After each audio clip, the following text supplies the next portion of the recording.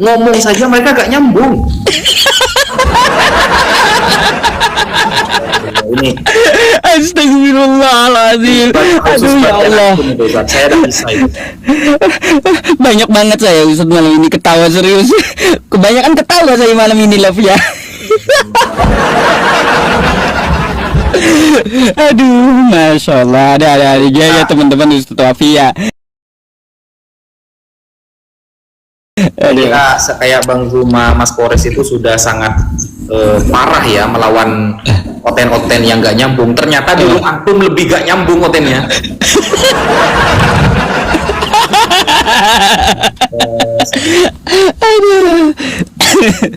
Aduh. Ya Ustadz, ini sebelum saya melayani pasien selanjutnya, mungkin ada yang disampaikan sama ini nih penonton saya nih, bagaimana dalam apologetika ini ketika melihat rum-rum penghujat, apakah perlu kita naik ke sana atau kita hindari saja atau diblokir atau ya seperti apa gitu dengan dalilnya. Silakan Ustaz, tafadhol. Oke, bismillahirrahmanirrahim. Jadi begini ya, ini pembahasan kita kepada teman-teman muslim secara umum yang ada di room saya dengan Ustaz. Begini teman-teman, Anda duduk bersama mereka, menghinakan agama Anda, menghina Allah, menghina Nabi Muhammad, lalu Anda duduk bersama mereka dengan kapasitas keilmuan apalagi sampai naik mereka, itu jangan. Itu akan membuat Anda justru berdosa dan zalim kepada agama. Jadi kalau memang ingin meramaikan room, ramaikanlah room muslim, ramaikanlah room Islam.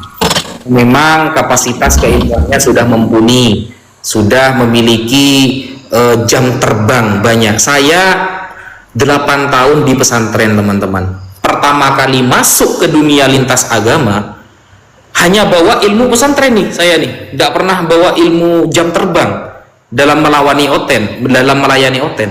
Itu bingung teman-teman. Kenapa kok bingung? Pikiran saya yang akan saya lawan adalah orang-orang yang sudah membaca kitab tafsir saya, yang sudah membaca referensi saya. Ternyata yang saya lawan adalah edis, bayangkan, edis, bom dan lain sebagainya, yang mereka jangankan original teksnya, baca terjemahan aja salah gitu loh, sehingga ilmu diskusi lintas agama ini tidak dianjurkan bagi mereka yang jam terbangnya kurang, apalagi yang ingin coba-coba naik ke room mereka. Saya kira itu akan mempermalukan diri Anda dan akan mempermalukan agama Anda. Secara otomatis Anda mempresentasikan bahwa Anda adalah Islam yang kurang tepat, yang tidak benar berarti. Kenapa? Ketika Anda maju, loh ini kan saya pribadi. Ya, Anda pribadi, tapi Anda adalah jendela Islam. Ketika jendela Islam ini kotor, maka orang jangankan lihat jendelanya, mau masuk aja nggak mau, sudah. Mau masuk rumahnya aja nggak mau, karena kelihatan jendelanya aja sudah kotor, kan begitu. Maka jangan kemudian mempresentasikan diri Anda itu orang yang mampu sebelum Anda menguasai jam terbang dan memilih orang-orang yang benar-benar bisa diajak berdiskusi. Mending ramaikan room-room kayak roomnya Ustaz Yusuf PI, roomnya Bang Zuma, roomnya Mas Kores dan lain sebagainya. Mending itu.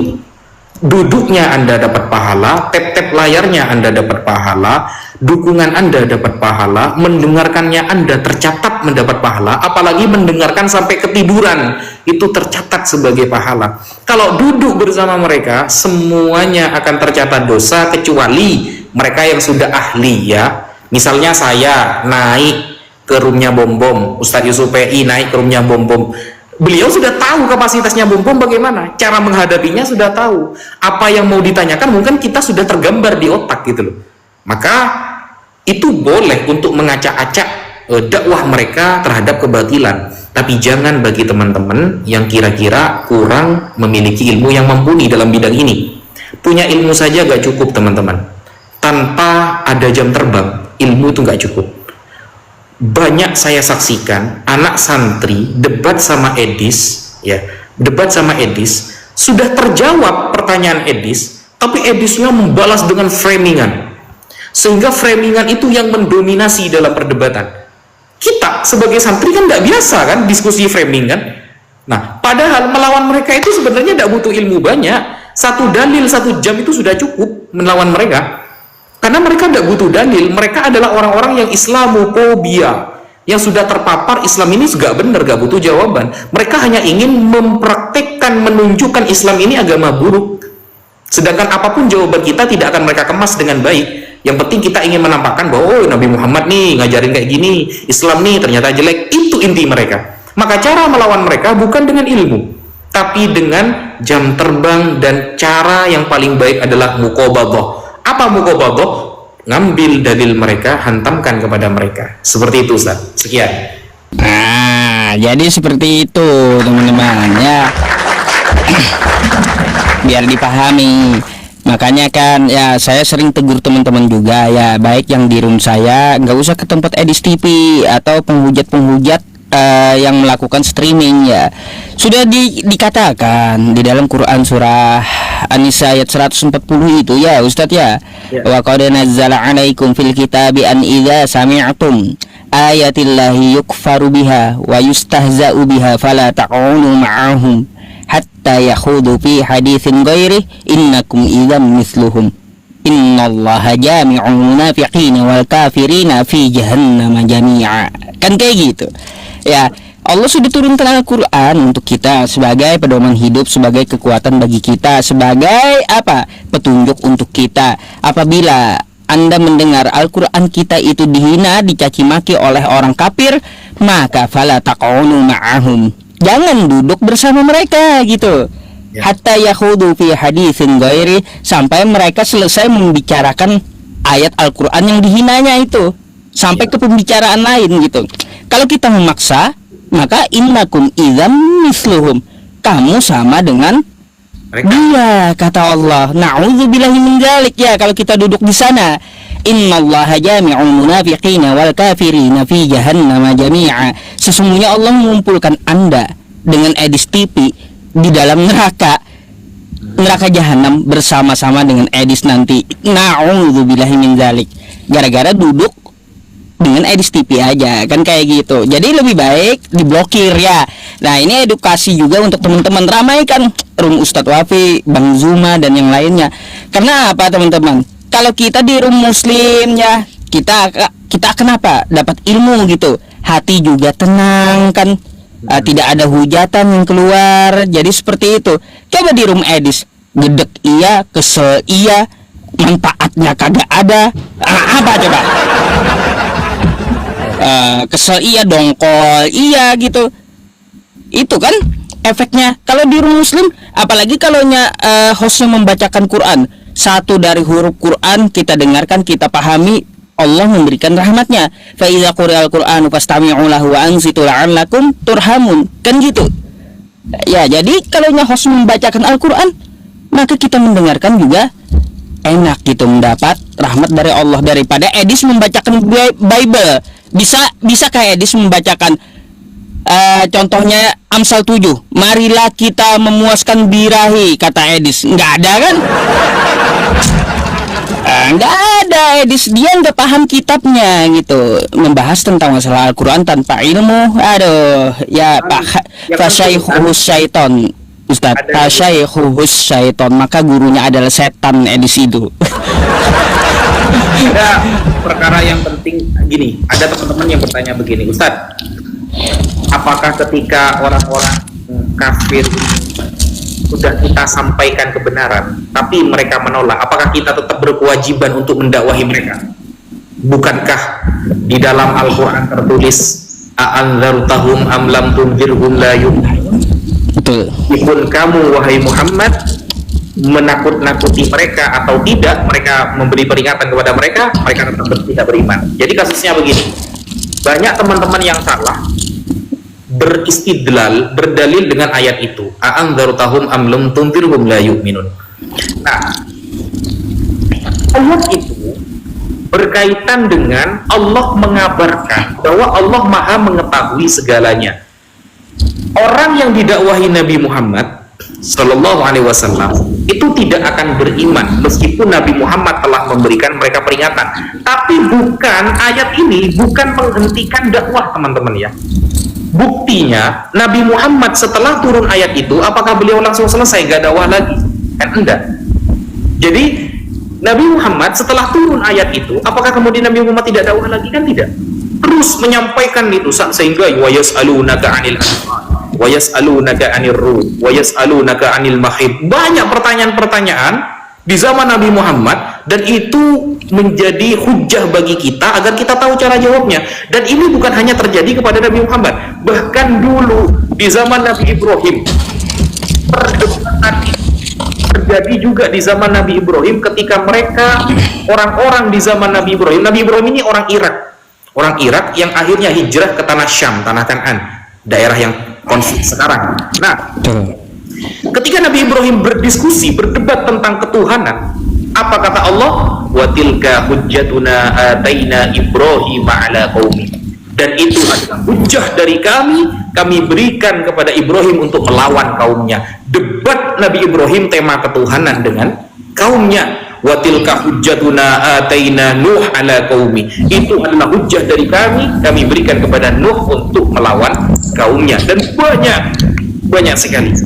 Sehingga perdiskusian tentang tema ketuhanan, tema tentang keselamatan, ghaibiyat, wa ma yata'allaqu bidzalik, dan hal-hal yang berkaitan dengan itu kita sebenarnya meneruskan dakwah-dakwah dari para nabi dengan cara yang terbaik, billati hiya ahsan. Bagaimana cara terbaik? Nah, ini kita punya referensi masing-masing. Ustadz Yusuf melayani oten-oten yang penyakitnya sudah stadium 4 dan 5. Ustadz Yusuf punya cara dengan menertawakan mereka dan menampakkan kepada kalian bahwa mereka ini geblek. Saya menampakkan itu kepada halayak umum dengan cara saya sampaikan logical falasi mereka, lalu saya sampaikan di depan umum bahwa mereka salah dalam cara berpikir. Jadi kita punya cara masing-masing. Ada caranya seperti Bang Zuma, mereka dimarah-marahi, diinjak, ditendang sama Bang Zuma. Ada yang seperti itu. Nah, jadi kita punya cara masing-masing dan insya Allah tujuannya sama, yaitu ila dinil haq liyudhiro din kullih walau karihal munafiqun walau karihal kafirun. Kira-kira seperti itu. Nah, mungkin itu dulu bisa sampaikan. Insyaallah Insya Allah kita ketemu. Semoga umur panjang, ada kesehatan, rezeki umur ya Ustadz ya. Kita akan ketemu di Masjid Ittihad Jakarta insya Allah gitu ya. Doakan amin ya Rabbal Alamin ya. Oke Ustadz, izin dulu ya. Oke, saya izin dulu ya Ustadz Wafi. Juga mau melayani pasien saya yang antri gitu ya. Pasien saya yang antri gitu ya.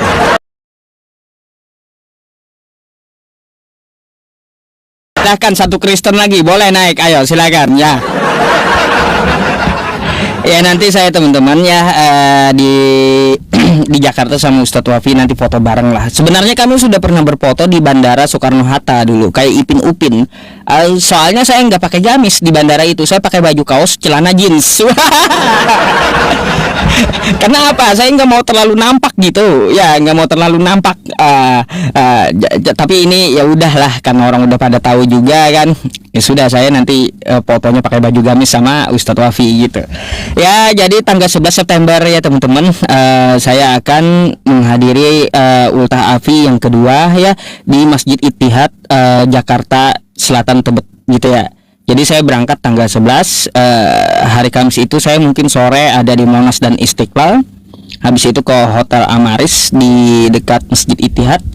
Ya sholat 5 waktunya mungkin di Masjid Ittihad juga. Nanti habis itu Jumatnya kita silaturahim ya. Yang mau gratis nih silaturahimnya dengan saya, ikutlah sholat Jumat di Masjid At-Taqwa Korlantas Polri ya.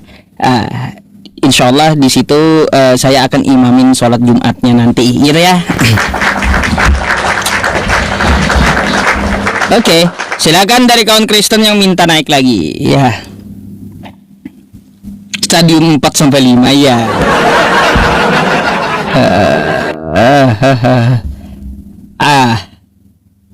Yang mau datang dari Jakarta siapa aja nih? Ayo silakan ya. Yang mau datang dari Jakarta siapa aja? Siapa aja?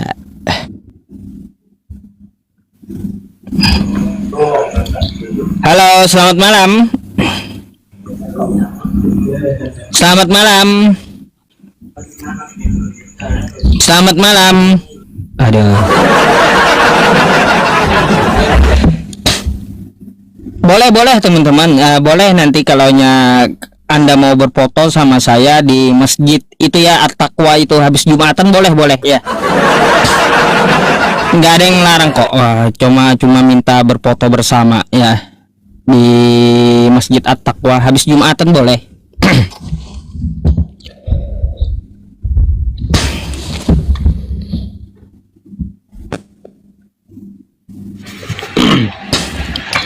Halo, selamat malam.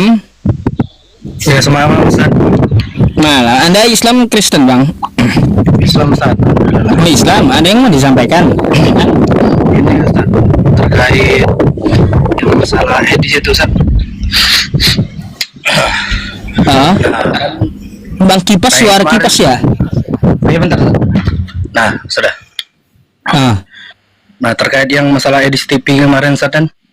Itu kan banyak sekali dia nyenggol-nyenggol Ustaz. Berniat ingin menjatuhkan agama Islam itu kan tentunya Ustaz ya. Gimana itu tanggapan Ustaz? Diblokir. Gak usah ditonton. Gak usah ditonton. Ya dia kan ini apa, menggiring opini sendiri berkata tuh. Ya makin kita masuk ke sana makin jalan algoritmanya makin meluas, dia disiarkannya. Jadi kesalahan dari jari kita sendiri dulu yang kita perbaiki, kita blokir dulu gitu. Jangan ditonton. Jadi algoritmanya nggak jalan kalau banyak blokiran. Pertama kali saya nonton itu kan pas waktu dia live itu Ustaz. Nah ketika itu ada ini kan salah satu umat muslim yang naik. Nah terus ditanya-tanya, terus diputerbalikan ini apa, seolah-olah agama Islam tuh jelek, salah. Pas itu kan orang awam Ustaz yang nonton live dia tuh Ustaz. Ya itulah segala yang kita lakukan di situ itu akan ada pertanggungjawabannya. Setidaknya orang yang tidak berilmu ruwaibidoh naik ke atas itu lalu menyesatkan, tiba-tiba ada orang yang murtad, maka dosa jariahnya pun ikut jalan. Na'udzubillah min dzalik. Nah makanya nggak ada manfaatnya ke tempat edis itu, makanya saya bilang blokir gitu aja. Nah semenjak Ustadz bilang ini mungkin banyak nanti yang nggak akan nonton ke sana lagi. Karena kan sebelumnya banyak yang nggak tahu, banyak yang kesal mungkin kan saat nonton live dia ngatain agama Islam, ngatain kan. Ya blokir aja Bang, itu ya. Sudah saya pakai Quran surah An-Nisa ayat 140 tuh ya, dalilnya. Oke, siap Ustaz. Baik, ada lagi Bang, biar kita cari teman Kristen yang mau diskusi untuk naik. Mungkin itu aja Ustaz. Terus ya mungkin baguslah kata-kata Ustaz itu untuk apa, orang awam itu agar tidak apa tersesat, tergiring opini lah.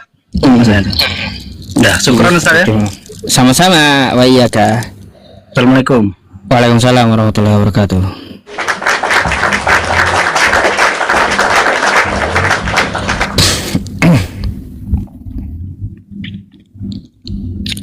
Ayo, yang Kristen mana?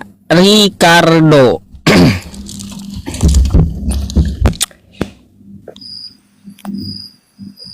Halo Bang. Halo Bang, selamat malam Bang. Open cap, malah kematikan Bang. Buka lagi. Malam Bang. Malam Bang. Abang Ricardo dari Kristen. Iya betul sekali. Anda mau bertanya atau mau ditanya nih? Yang bagusnya Pak Bang, karena begini Bang, saya juga kan tidak mengerti tentang Al-Quran, jadi makanya saya tidak. Artinya saya tidak mau membahas sesuatu yang saya tidak mengerti loh. Bukan abang membahas, tapi kalau ada yang dipertanyakan boleh, silakan bertanya. Bagusnya abang dulu yang bertanya deh. Kalau saya mempertanyakan tentang kekristenannya, banyak pertanyaan yang belum terjawab, Bang. Apanya yang belum itu di mana bang? Nah, contoh, adakah dalil dari Yesus perintahnya untuk masuk ke Kristen? Bang, sebelumnya setahu saya ya, saya menjelaskan sesuatu yang saya mengerti aja ya, biar nggak memicu banyak pertanyaan terus perdebatan juga ya. Kalau menurut saya, yang ajaran yang saya tahu, pertama Yesus itu tidak menjual agama. Tidak menjual agama. Lalu di Matius 5 nomor 20, agama apa yang dimaksud Yesus? Maksudnya bagaimana bang?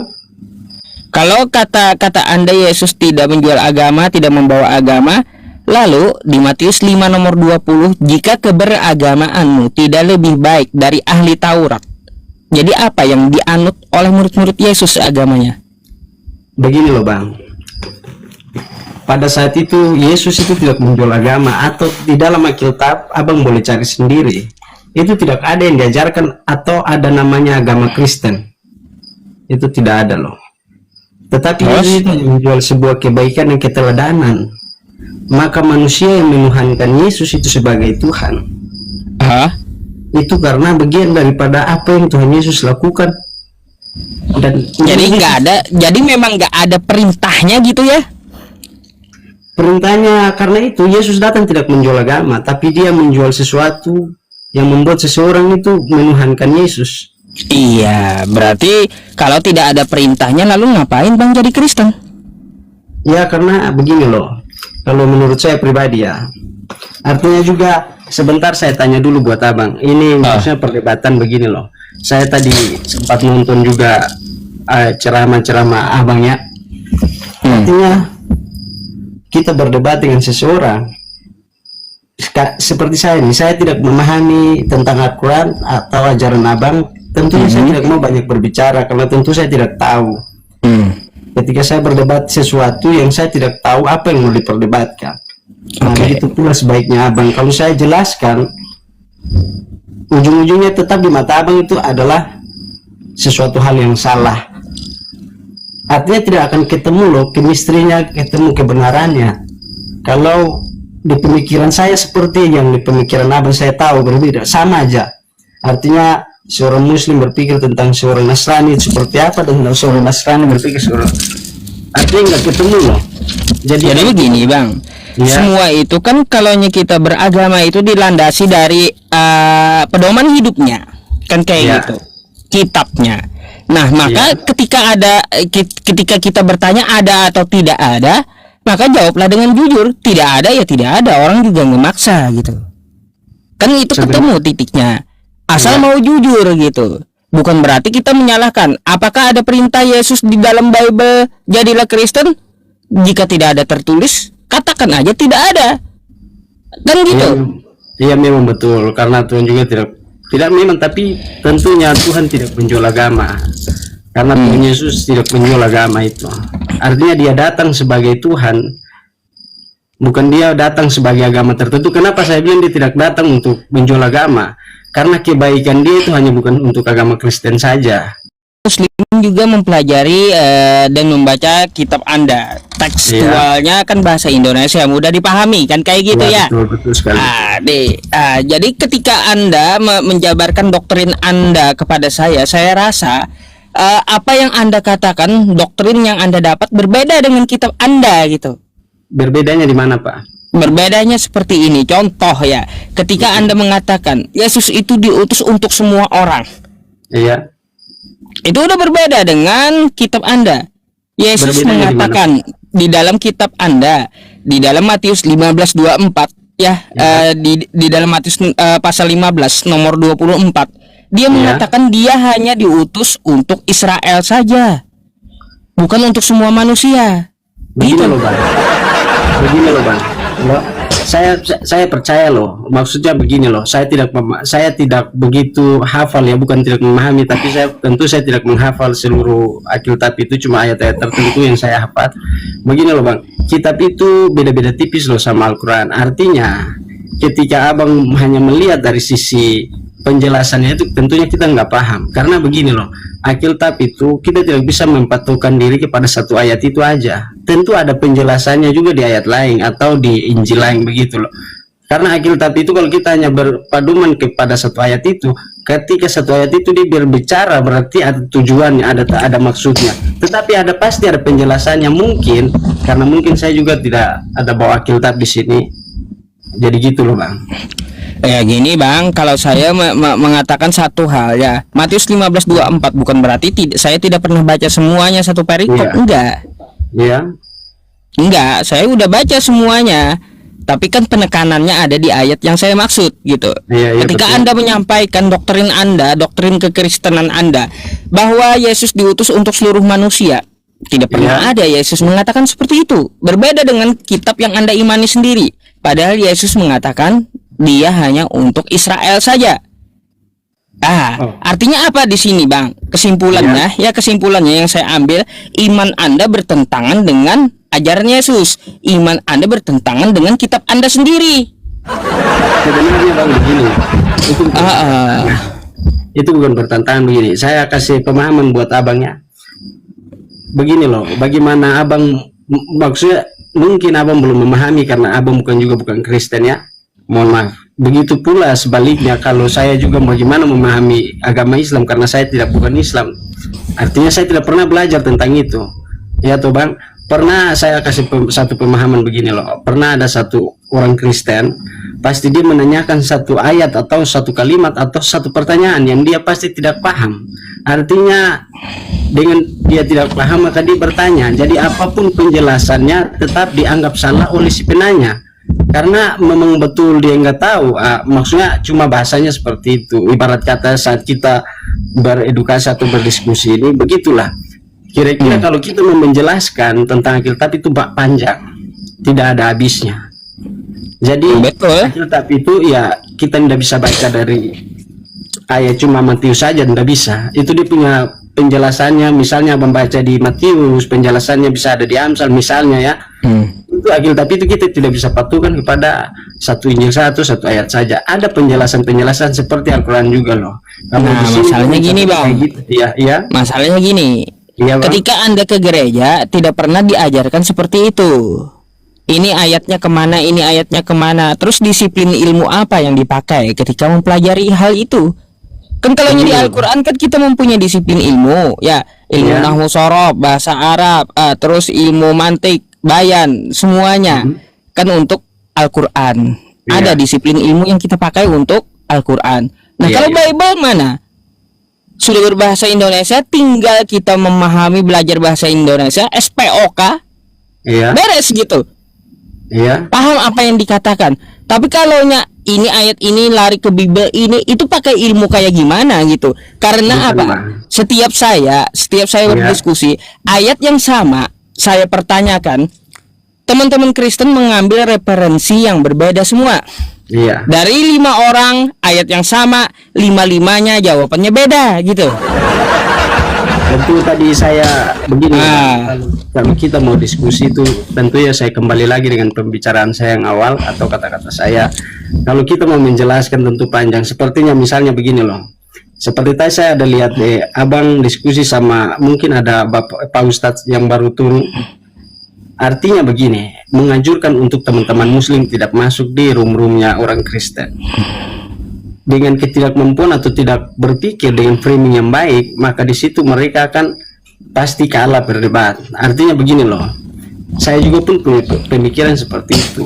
Artinya sebenarnya barang yang simpel aja untuk kita berpikir, untuk kita diskusi, tetapi tidak ada chemistry yang sama. Artinya juga dengan kita berbeda lah. Artinya berbeda secara totalitas, mungkin dengan niat hati atau tujuan kita adalah berbuat kebaikan. Tentu sama semua agama artinya belajar untuk berbuat yang baik.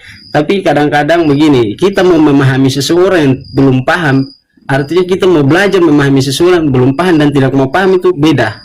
Agak sedikit susah, pasti kita kerepotan sendiri loh. Ya artinya gini Bang, ketika kita beriman itu bukan berarti kita hanya imani saja atau dengar-dengar dari doktrin saja.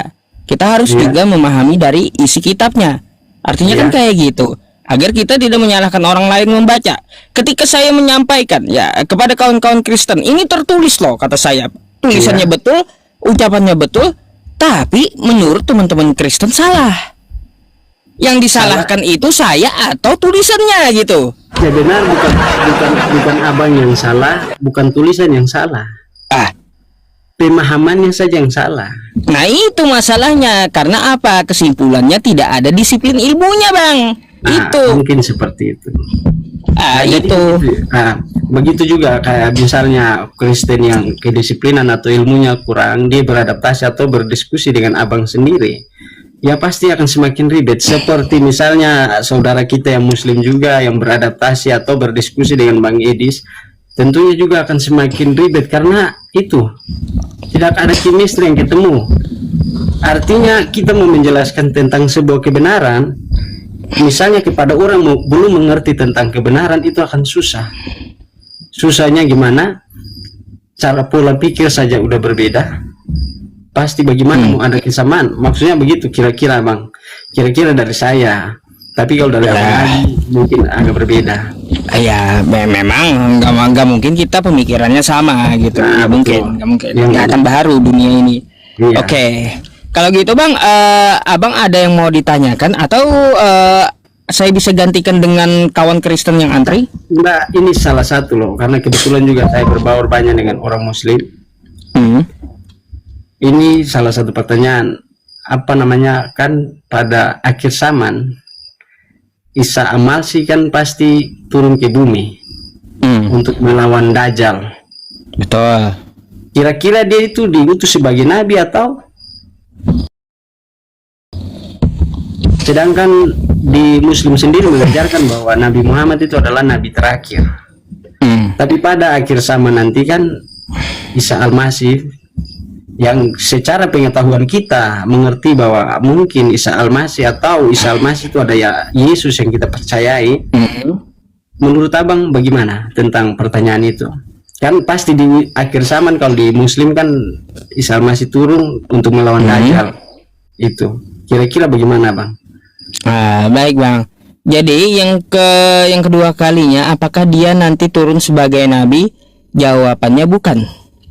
Iya. Karena pada waktu dia turun ya, dia langsung kalau dalam pemahaman Islam, cerita di Islam, dia langsung melaksanakan sholat dengan Imam Mahdi. Dan Imam Mahdi menyuruh untuk menjadi imam, dia tidak mau, gitu. Iya. Jadi dia turun sebagai umat Nabi Muhammad Shallallahu Alaihi Wasallam, gitu. Iya. Terus pertanyaannya, kira-kira siapa yang perintah dia? Kenapa? Kira-kira siapa yang memerintah? Yang memerintah untuk turun ke bumi untuk melawan Dajjal tersebut. Oh, jadi kalaunya untuk dia diturun kedua kali itu udah ketetapan dari Allah Subhanahu wa taala, karena tugasnya masih perlu diselesaikan. Di dalam Quran surah Az-Zukhruf ayat 63 di situ dikatakan sebentar ya. Masya Allah, lupa saya depannya. Quran surah Az-Zukhruf ayat 63. Pada intinya nanti Nabi Isa itu ya dia akan menceritakan kejadian di masa lalu, apa yang telah kita perselisihkan. Contoh tentang masalah penyalipan. Nah, itu akan dia jelaskan gitu.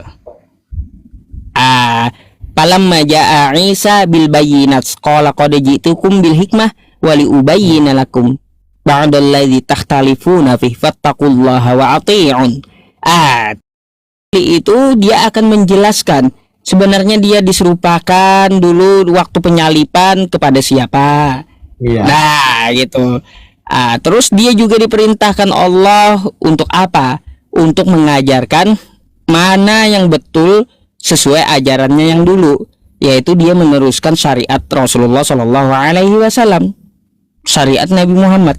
Jadi dia tetap, makanya di dalam Quran itu ada di dalam Quran surah Maryam ayat 31 ya, di situ dikatakan qala inni Abdullah ataniyal kitaba wa ja'alani nabiyya wa ja'alani mubarakan aina ma kuntu wa awsani bis salati waz zakati ma dumtu hayya. Kayak gitu. Jadi dia mendirikan salat dan menunaikan zakat, artinya dia meneruskan syariat Nabi Muhammad Shallallahu Alaihi Wasallam. Selain itu dia juga akan menghancurkan salib-salib, membunuh babi-babi. Artinya apa? Nabi Isa itu ditugaskan karena perintah Allah, dia harus menyelesaikan misinya yang tertinggal. Gitu. Iya. Sebenarnya memang mudah kalau dipahami dari penjelasannya Abang ini udah sangat detail ya menurut saya ya. Karena gampang dicerna loh. Tapi maksudnya yang jadi pertanyaan saya itu kenapa? Mungkin saya saja yang tidak puas dengan jawaban atau saya belum tahu tentang kebenaran yang seperti apa versi Muslim saudara kita yang Muslimnya, karena mungkin saya mempelajari apa yang harus saya pelajari.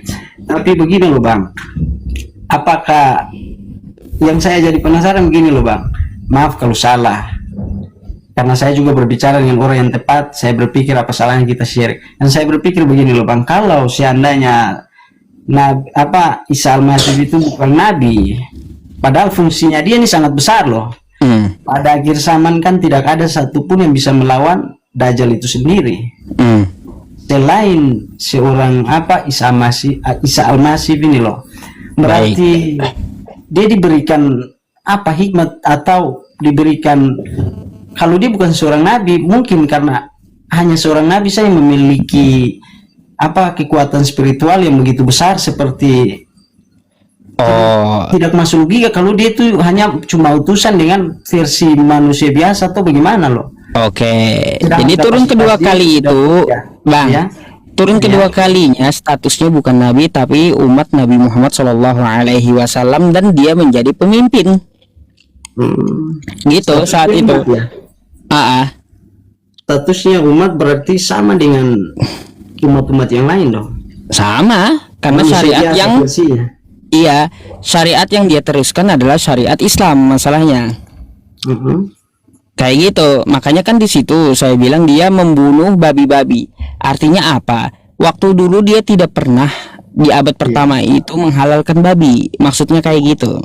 Kan sekarang kawan-kawan kita Kristen mengatakan apa yang masuk dari mulut tidak najis, yang keluarlah yang menajiskan. Nah, itu akan dibantah oleh Yesus atau Nabi Isa itu sendiri gitu. Dengan cara apa? Bukan berarti dia membunuh babi-babi itu ke kandang babi tiap kandang, kagak. Artinya apa? Dia mengharamkan apa yang haram, tidak diubah gitu. Berarti dia turun untuk menjelaskan sesuatu yang menjelaskan. Makanya kan di dalam Quran surah Az-Zukhruf ayat 63 tadi yang saya bilang, walamma ja'a Isa bil bayyinat qala qad ji'tukum bil hikmah. Dia menjelaskan segala sesuatu dengan hikmah, apa yang telah diperselisihkan gitu. Iya. Jadi dia akan menjelaskan apa yang diperselisihkan saat ini gitu.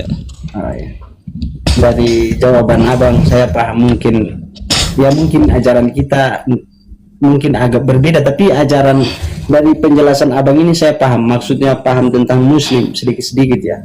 Artinya saya di sini saya naik sekali lagi, terima kasih Abang sudah persilakan saya, karena beberapa hari saya mencoba untuk gabung loh, karena saya penasaran, karena ada kemarin-kemarin juga kan saudara-saudara saya yang Nasrani mungkin naik, tapi ya mungkin nggak nyambung atau nggak pas jawaban mereka atau bagaimana, makanya itu saya pengen naik loh. Tapi dengan jawaban Abang seperti ini, karena saya itu pengen diskusi yang enak seperti ini, artinya saya juga dapat ilmu baru. Supaya ketika saya mengerti, artinya tidak ada perdebatan, selesai finish berarti ya. Mungkin saya akan bukakan dulu Bang, biar abang juga bisa lihat dalil yang saya sebutkan tadi. Kebiasaan kan ke teman-teman Kristiani ya, kalau saya membacakan dalil dari hafalan saya itu dianggap kosong gitu, tidak ada datanya, padahal kan saya membaca dalil Al-Quran saya yang ada di otak saya, di kepala saya gitu. Jadi mohon maaf Bang ya. Nih saya tampilkan dulu ayatnya kepada Anda. Baik. Nih ya teman-teman yang Muslim juga silahkan diperhatikan ya. 4 Az-Zukhruf 63. Bentar. Sabar, 63. Nah, nih.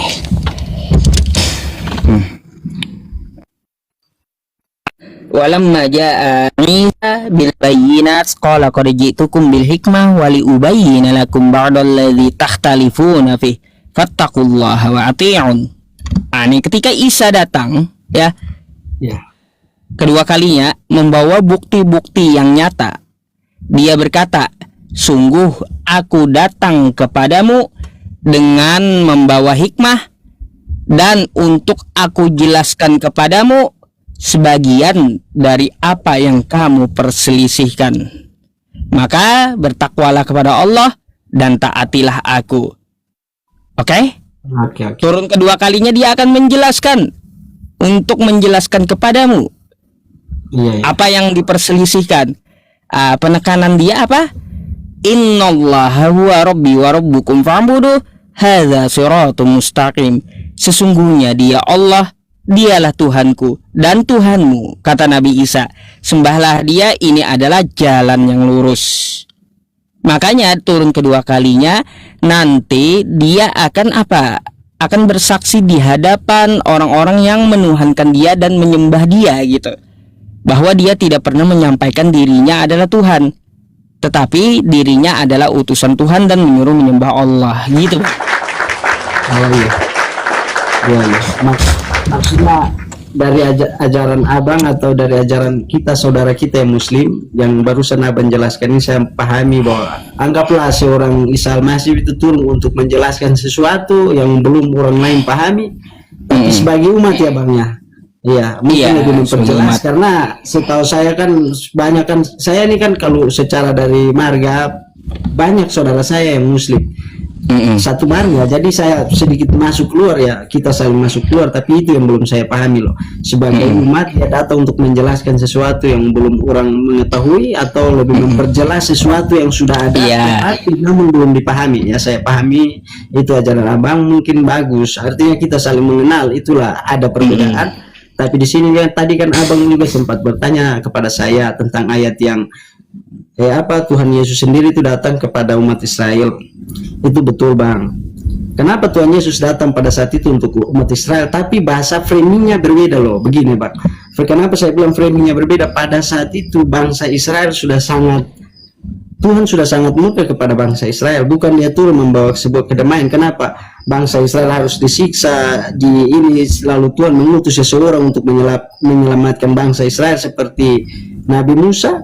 Itu kan ada dalam ajaran kitab muslim ya kan, itu ada ya itu karena apa, pada saat itu di umat bangsa Israel itu sudah menurut Tuhan sudah sangat tidak wajar atau mereka sudah melanggar apa yang Tuhan ajarkan begitu loh. Makanya Tuhan datang kepada mereka, tapi Tuhan datang kepada mereka untuk menyelamatkan, bukan hanya menyelamatkan tetapi memberikan tentang kejelasan tentang sesuatu yang belum mereka pahami. Maksudnya saya menghargai bahasa abang atau ajaran abang karena saya pikir itu baik. Tentu semua orang berhak memiliki hal yang baik, apalagi ajaran yang baik seperti tadi itu saya pahami. Namun barusan saya juga memperjelas apa yang abang tanyakan juga baik buat umat Kristen. Makanya loh abang, jujur saya penasaran, ada yang naik berargumentasi dengan abang tetapi mereka tidak memiliki sesuatu yang mereka bawa lalu naik ke sini. Iya. Saya nyambung begini loh. Mereka naik untuk mempermalukan diri mereka juga agama mereka, seperti yang tadi abang bahas juga awalnya itu loh. Makanya saya pengen naik dari kemarin-kemarin, cuma jaringan saya sedikit error begitu ya. Kira-kira seperti itu. Iya, memang bang seperti itu. Ya, setidaknya kan ada data yang perlu disampaikan kan kalau berdiskusi gitu. Apa yang kita bahas jangan kesana kemari dulu. Ya, betul itu kata Anda. Sepakat saya itu. Jadi itu bang penjelasan saya ya. Mungkin agak berbeda dengan doktrin keimanan Anda kan, ya kita hargai aja perbedaan kan kayak gitu. Hargai perbedaan, yakini apa yang kamu yakini kira-kira. Iya betul, jadi seperti itu. Jadi prinsip kita itu santai diskusi aja biar mungkin saudara saya juga Kristen muslim juga bisa tahu tentang biar jangan jadi persoalan yang saya kira ribet untuk dijelaskan begitu ya bang ya. Tapi terima kasih loh bang sudah ajak saya naik di sini. Saya juga bang jelaskan apa yang menjadi keraguan di hati abang, mungkin mudah-mudahan abang puas ya. Terima kasih ya bang ya. Sama-sama bang Ricardo. Oke, kalau gitu saya izin gantikan abang ya. Siap bang, siap. Oke, Makasih ya. selamat malam. Selamat malam ya. Bagus kan beliau terima jawaban gitu untuk belajar gitu. berbeda dengan doktrinku, kata beliau. Nanti kan beliau bisa berpikir lagi, kan kayak gitu ya. Mana yang lebih masuk akal, kan gitu.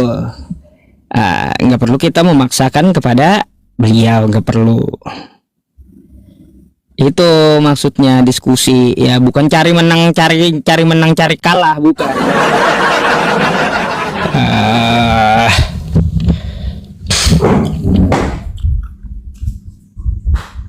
Halo, selamat malam. Selamat malam. Waduh.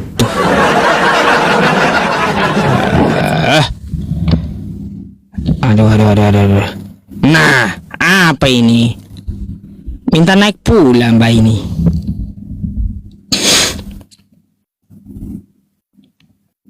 Yang bening, ya. Serah kalian lah yang bening. Udah jam 12 malam yang bening juga mintanya. Halo, selamat malam Mbak. Malam. Iya. Nah, ada apa gerangan minta naik lagi? Kameranya Ada yang perlu ditanyakan lagi gitu. harus diundang. Oh, harus diundang.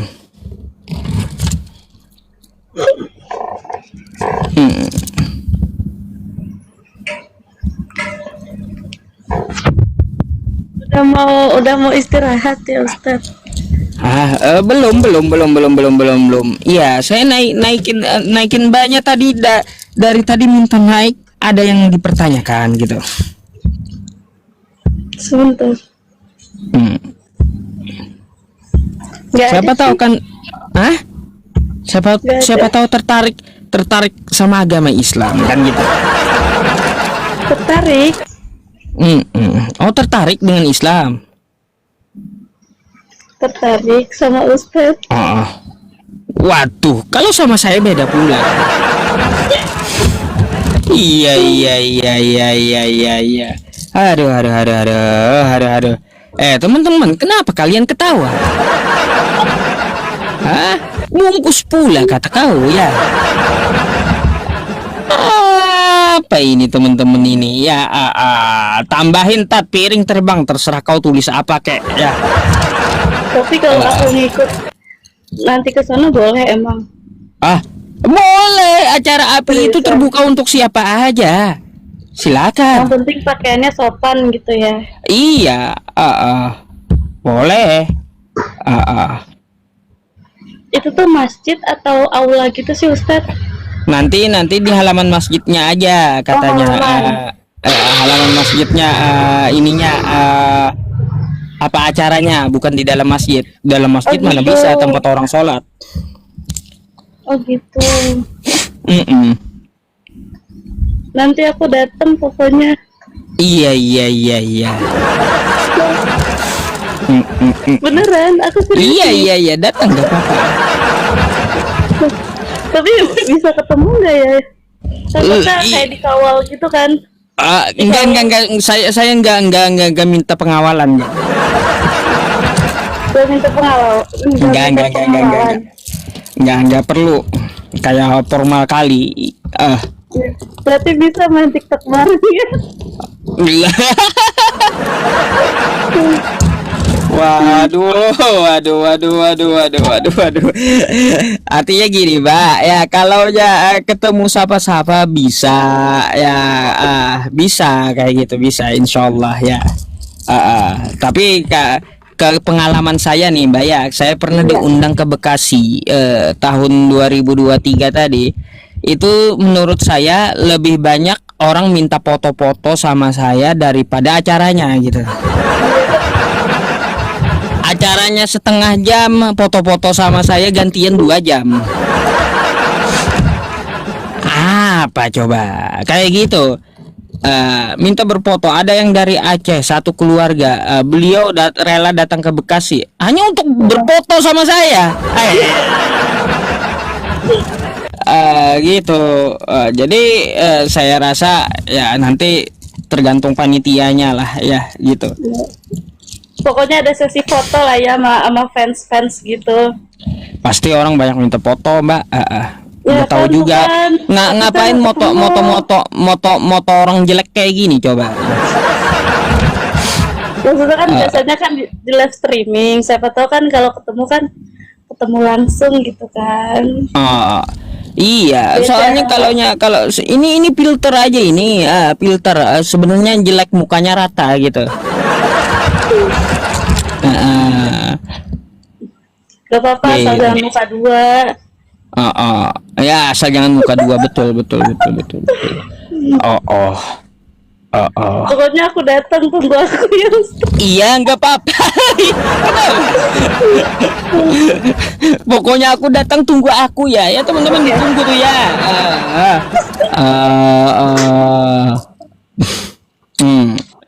Ada lagi, ada lagi Mbak yang mau disampaikan. gak ada. Itu aja. Oke dah, kalau kayak gitu saya mau diskusi sama kawan Kristen dulu ya, yang Mbaknya nyimbak dulu ya di bawah ya. Iya, Siapa aku tahu nyimbak dapat aja. hidayah masuk Islam gitu ya, oke? Oke. Oke, terima kasih. Selamat malam.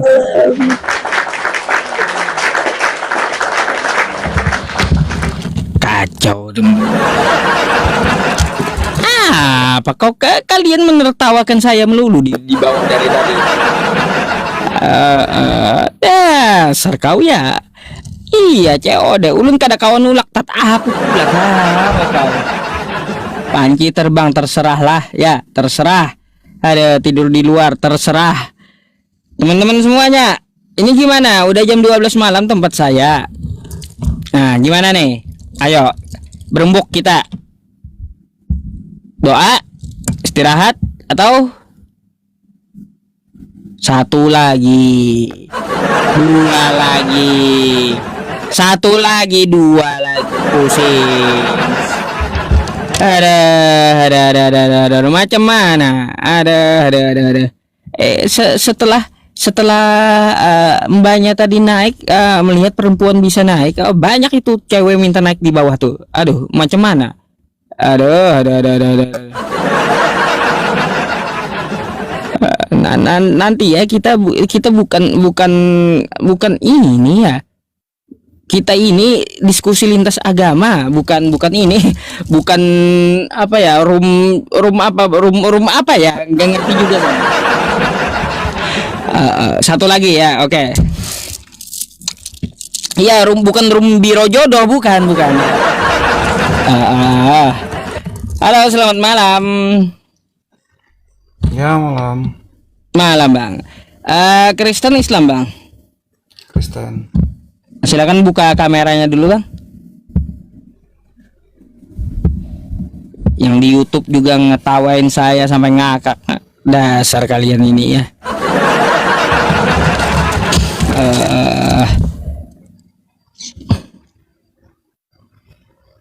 Oke, bisa abang bisa bangun gitu, Oh, nggak sakit kepala gitu, lihat nggak capek tangan gitu liatnya. Ya, baik. Tidur. Oke. Kalau gitu Anda mau bertanya atau mau ditanya? Ya, itu judulnya tuh Kristen samakan Isa dengan Yesus. Ya iyalah. Anda sepakat nggak? Ya Isa Almasih, Yesus Kristus. Isa Almasih sama dengan Yesus. Iya.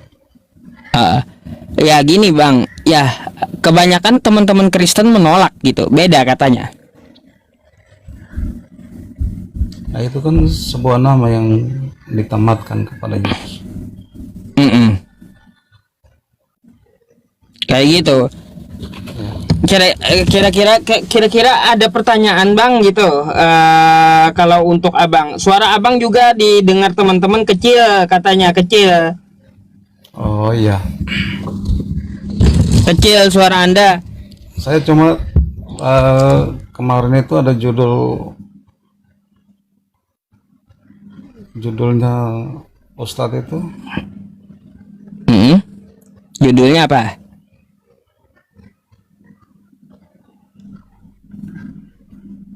apa Yesus mati apa itu Oh iya iya.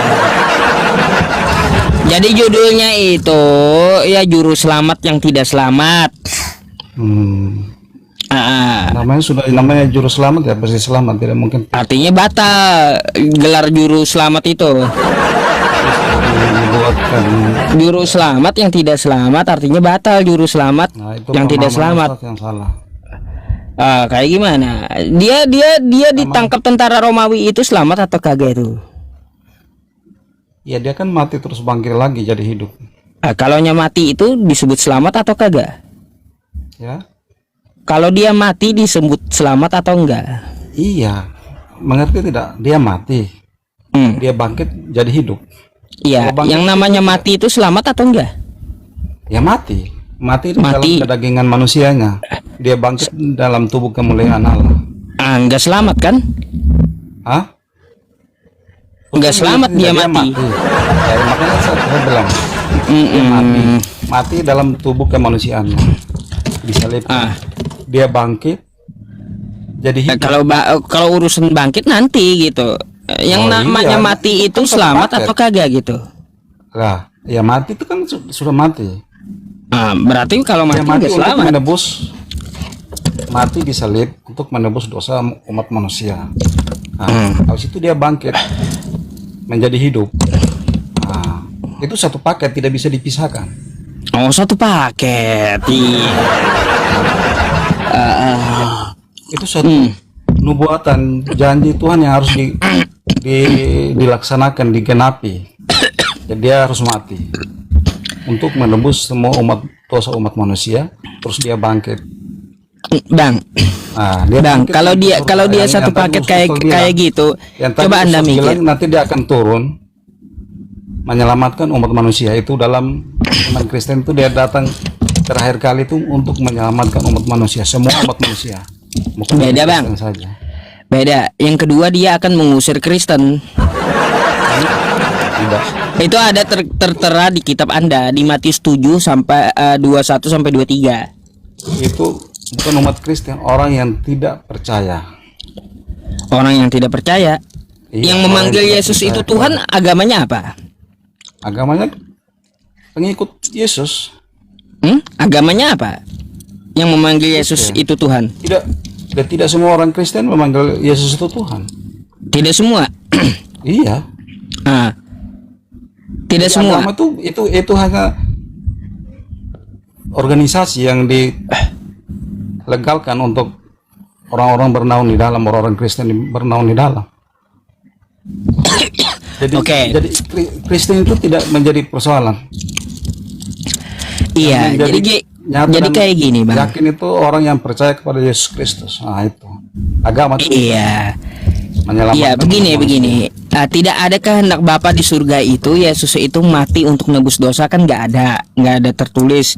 Makanya kan saya bilang ya di Matius 7:21 sampai 23 itu kehendak Bapa di surga nggak pernah ada Yesus itu agar mati disalib, nggak pernah ada, dan Yesus akan mengusir orang yang memanggil dia Tuhan. Ustaz belum terlalu paham baca Alkitab. Coba Anda baca lagi di situ. Ustaz yang harus baca lagi supaya paham.